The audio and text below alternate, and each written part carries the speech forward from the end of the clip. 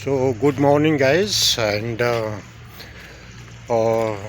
last time we have discussed on DPDP act.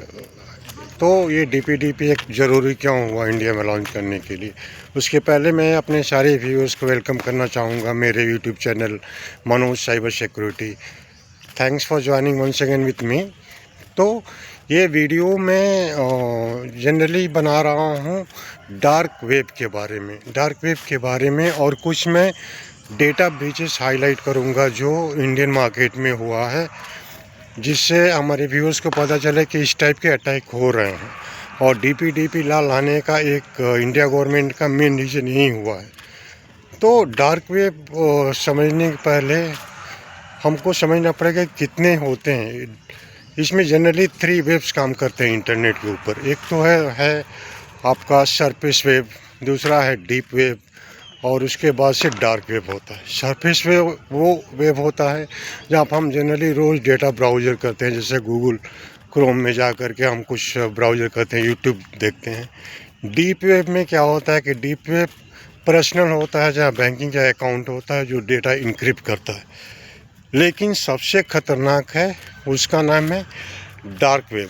Dark web क्या है? Dark web वो browser है जो जनरल ब्राउज़र से ओपन नहीं होता। उसको ओपन करने के लिए टोर ब्राउज़र्स की ज़रूरत होती है, जिसमें हैकर्स काम करते हैं, जहाँ पर डेटा चोरी होता है और इंटरनेट पे बिकता है। टोर ब्राउज़र्स कैसे काम करता है कि टोर ब्राउज़र से नॉर्मल ब्राउज़र्स नहीं होता। ये एक इसको बोलते हैं एक वर्ड्स जिसको बोला जाता है द ऑनियन राउटर।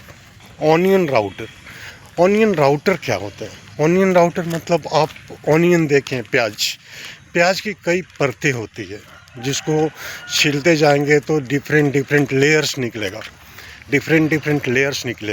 उसी तरह से जो हमारा क्लाउड नेटवर्क है वो मल्टीपल सर्वर के साथ कनेक्टेड है अक्रॉस वर्ल्ड में। एक सर्वर के साथ नहीं, मल्टीपल सर्वर के साथ कनेक्टेड है। और जब डार्क वेब से डेटा लिया जाता है तो ये डार्क में पूरा डेटा इंक्रिप्टेड फॉर्म में रहता है, मतलब कोई देख नहीं सकता। हैकर्स उसका यूज़ करते हैं और डार्क वेब पर डेटा चोरी करते हैं।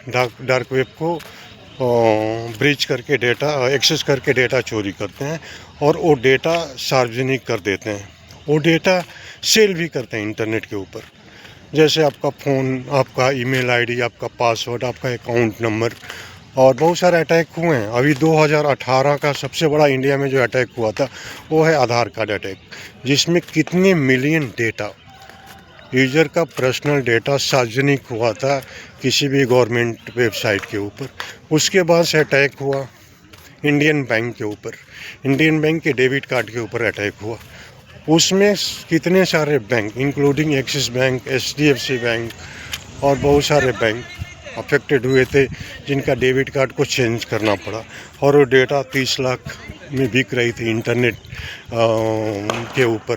इंटरनेट का अकाउंट, यूज़र का अकाउंट नंबर और उसका ईमेल आईडी, पासवर्ड। और ये जो ट्रांजैक्शंस होता है इंडियन INR में नहीं होता। ये ट्रांजैक्शंस ये लोग बिटकॉइन में करते हैं।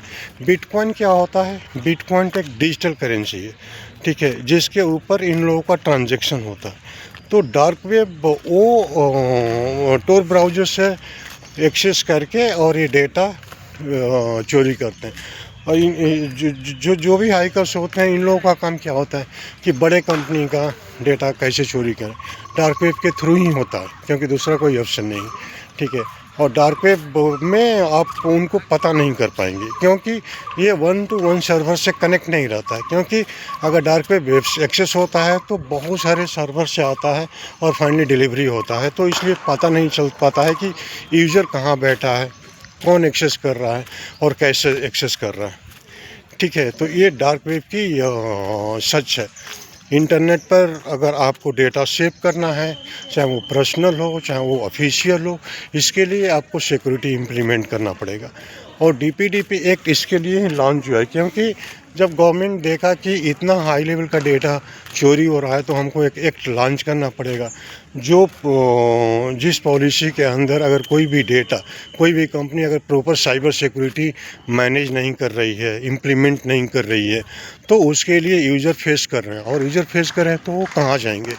इसके लिए उन लोगों ने लॉन्च कर दिया एक, और उस एक के तरफ सारे कंपनी को इन्फॉर्म कर दिया गया कि आपको प्रॉपर रूप से साइबर सिक्योरिटी को इम्प्लीमेंट कराना ही पड़ेगा। अगर आप इम्प्लीमेंट नहीं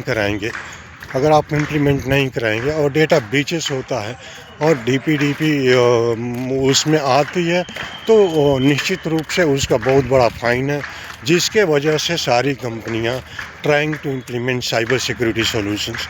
एंड साइबर सिक्योरिटी में सारा कुछ इम्प्लीमेंट करना पड़ेगा आपको, क्योंकि ये मैंडेटरी हो गया।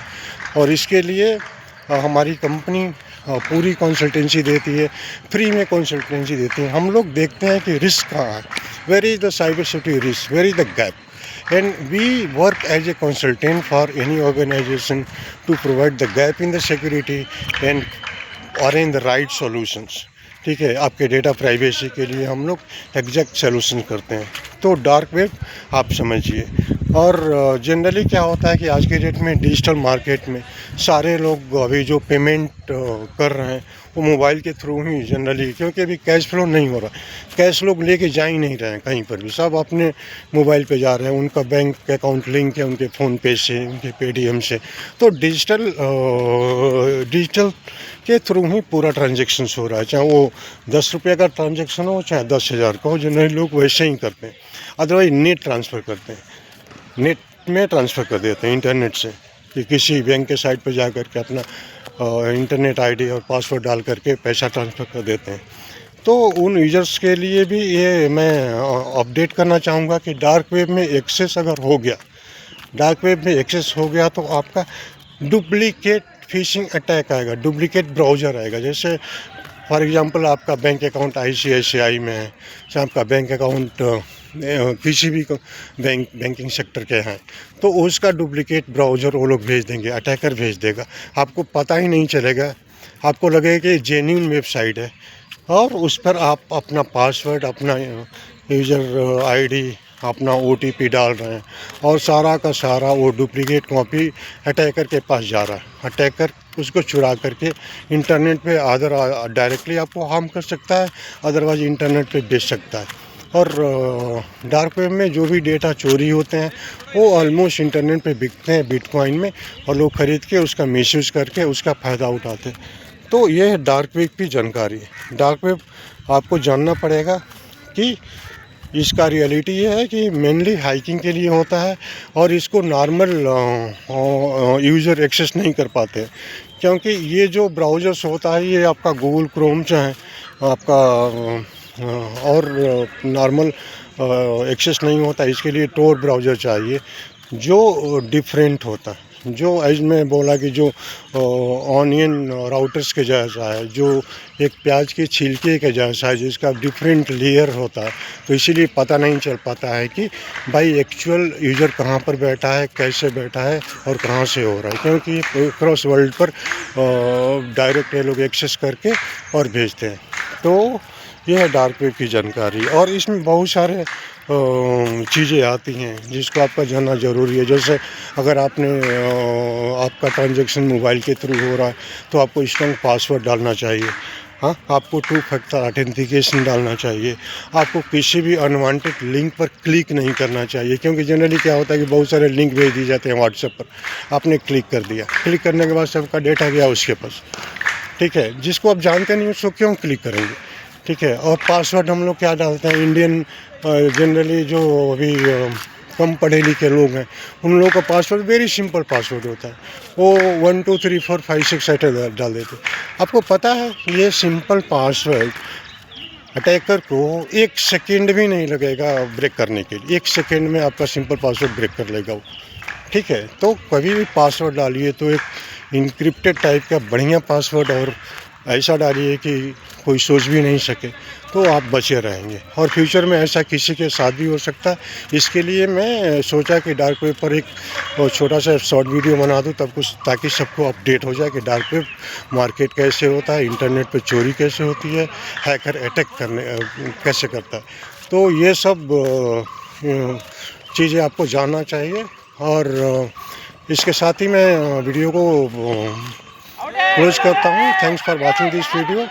और नेक्स्ट वीडियो में हम लोग प्योर साइबर सिक्योरिटी के बारे में बात करेंगे। As of now, thanks for your time and be connected with me, with my channel Manoj Singh cyber security. Thanks a lot to you.